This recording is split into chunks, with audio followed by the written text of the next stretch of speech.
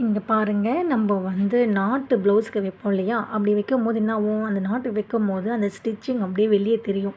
அந்த நாட்டுக்காக நம்ம கெட்டி தையல் போடுவோம் இல்லையா ப்ளவுஸ் மேலே, அப்படி தெரியும். அப்படி தெரியாமல் இருக்க நான் ஒரு டிப்ஸ் கொடுக்குறேன். இங்கே பாருங்கள், நம்ம ப்ளவுஸு நாட்டு வைக்கிற இடத்த மார்க் பண்ணிவிட்டு அந்த இடத்துல இங்கே பாருங்கள், மேலே நாட்டை அந்த ஹெம்மிங் பண்ணுவோம் இல்லையா, அந்த கிளாத்தில் இப்படி வச்சு மேலே ஒரு ஸ்டிச் பண்ணுங்கள். இங்கே பாருங்கள், நான் எப்படி பண்ண பாருங்கள். அதுக்கு இப்படி பாருங்கள், இந்த மாதிரி பண்ணிவிட்டு இப்படி திருப்பி ஹெம்மிங்கோ இல்லை தையலோ போடும்போது ஆட்டோமேட்டிக்காக இந்த நாட்டு வந்து அழகாக வெளியே வந்துடும். அந்த ஸ்டிச்சிங்கே தெரியாமல் நீட்டாக இருக்கும். ஓகே, இப்போ மறுபடியும் பாருங்கள். இங்கே பாருங்கள், இதை நான் அப்படி மேலே வச்சுட்டு அப்படி ஸ்டிச் பண்ணுறேன்.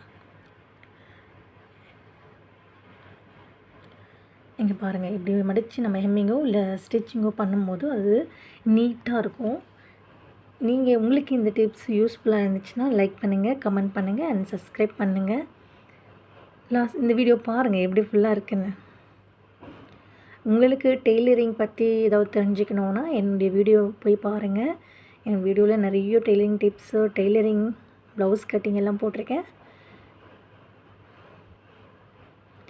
இங்கே பாருங்கள்,